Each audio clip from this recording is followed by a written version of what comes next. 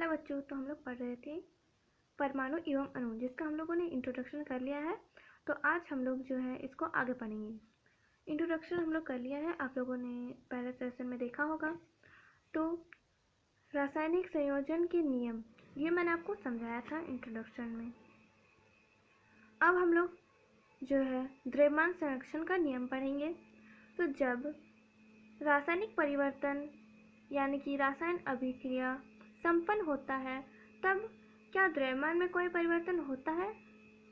या आपको सोचना है कि जब रासायनिक परिवर्तन होता है, रासायनिक परिवर्तन जैसे कि हम लोग मोमबत्ती जलाते हैं, ऐसा परिवर्तन होता है, तो उसमें क्या होता है? रासायनिक अभिक्रिया होती है या नहीं? इसमें एक क्वेश्चन है।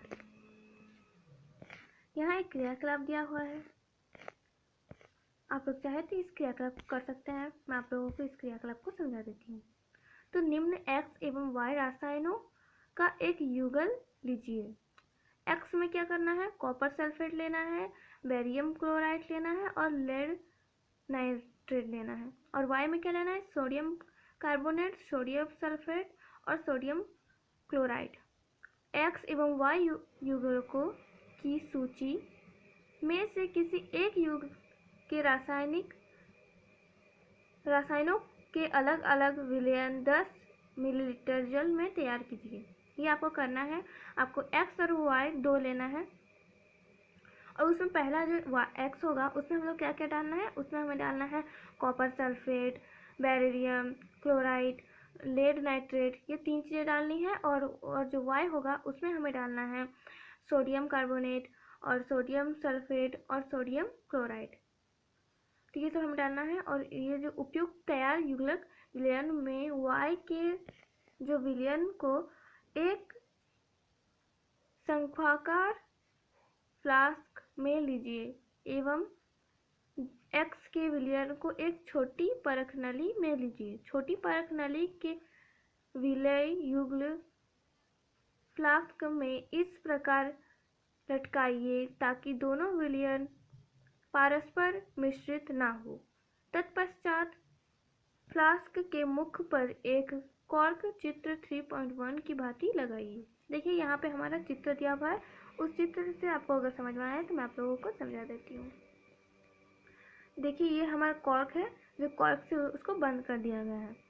वहाँ देखिए डोरी दी गई है, कॉर्क के नीचे में ही आपको जो है इंगित क्या होगा, वो है डोरी। ठीक है, उसके और वहाँ क्या है, वो जो उसमें कहा गया था कि शंक्वाकार फ्लास्क को जो Y में रखना है, वो यहाँ पर दिया गया है। जो लटका हुआ है वो है वो है Y, जो लटका हुआ है वो X है और जो नहीं लटका हुआ है वो Y है। मतलब वो जो पूरा डिब्बा है वो Y है और वो जो लटका हुआ है वो है X। ठीक है, जो आपको कहा गया था शंक्वाकार फ्लास्क, जिसको Y को रखना था, जिसमें वो था। और ऐसा करके उसके बाद क्या होगा कि Y के विलयन युक्त शंक्वाकार फ्लास्क में डूबी हुई और X के जो विलयन युक्त छोटी परख नली में है। ठीक है, अंतर्वस्तु युग्म फ्लास्क को सावधानी पूर्वक तौल लीजिए। अब फ्लास्क को झुलाकर इस प्रकार घुमाइए जिससे जो की है X और Y के विलयन परस्पर मिश्रित हो जाएं। अब इस फ्लास्क को पुनः तौल लीजिए। शंक्वाकार फ्लास्क में क्या अभिक्रिया हुई? क्या आप सोचते हैं कि कोई रासायनिक अभिक्रिया हुई? फ्लास्क के मुख पर कॉर्क क्यों लगते हैं? क्या फ्लास्क के द्रव्यमान एवं अंतर्वस्तुओं में कोई परिवर्तन हुआ?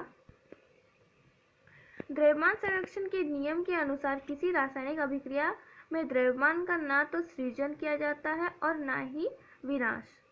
द्रव्यमान संरक्षण के नियम के अनुसार क्या होता है कि हम जो है द्रव्यमान संरक्षण के नियम के अनुसार किसी भी रासायनिक अभिक्रिया का ना ही हम लोग उत्पन्न कर सकते हैं और ना ही उसका विनाश कर सकते हैं।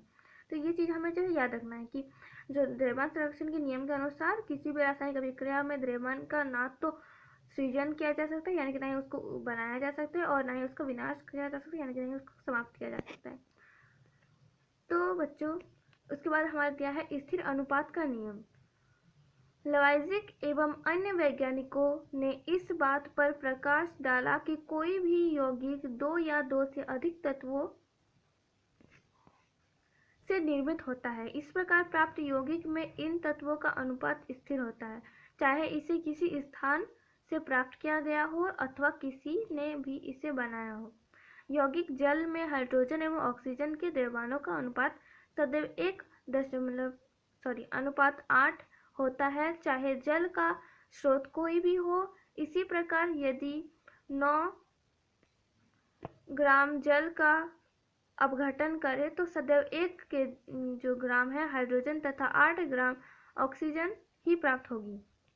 यहाँ पे हमें एक यौगिक का उदाहरण देके समझाया गया है, ठीक है।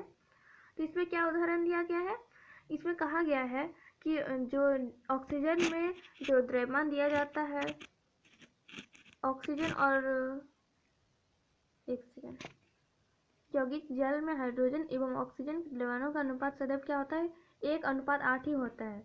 उसमें जो है ऑक्सीजन का और हाइड्रोजन का अनुपात होता है कितना, आपको ये तो पता ही होगा कि 1:8 जो है ऑक्सीजन और हाइड्रोजन का जो है जल में वो अनुपात होता है, ये तो आपको ज्ञात ही होगा। तो इसमें हमारा ये दिया गया है कि जो है इसमें एक अगर हम लोग चाहे जल का स्रोत कोई भी हो, उसमें आपको जो है 1:8 ही जो उसमें द्रव्यमान दिखाई देगा, ठीक है।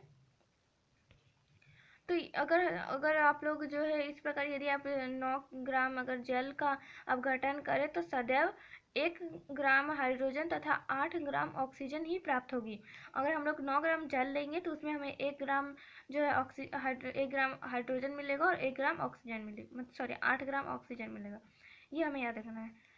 तो इसी प्रकार अमोनिया जैसे कि NH3 में नाइट्रोजन एवं हाइड्रोजन के अनुसार सदैव 14:3 के अनुपात के विद्यमान रहेंगे, मतलब रहती हैं, चाहे अमोनिया किसी भी प्रकार से निर्मित हुई हो अथवा किसी भी स्रोत से ली गई हो। उपयुक्त उदाहरण में स्थिर अनुपात के नियम की व्याख्या होती है, जिसे निश्चित अनुपात का नियम भी कहते हैं। जो नीचे यहाँ पे अब हमें दिया गया है, प्राउस्ट ने इस नियम को इस प्रकार से व्यक्त किया था, किसी भी भौतिक के तत्व सदैव एक निश्चित द्रव्यमानों के अनुपात में विद्यमान होते हैं। ये किसका कहना है, ये प्राउस्ट का कहना है। तो देखिए नीचे यहाँ जॉल डंडन के बारे में दिया गया है, ये एक वैज्ञानिक है, इसके बारे में हम लोग नेक्स्ट सेशन में पढ़ेंगे। आज के लिए इतना ही, थैंक यू सो मच।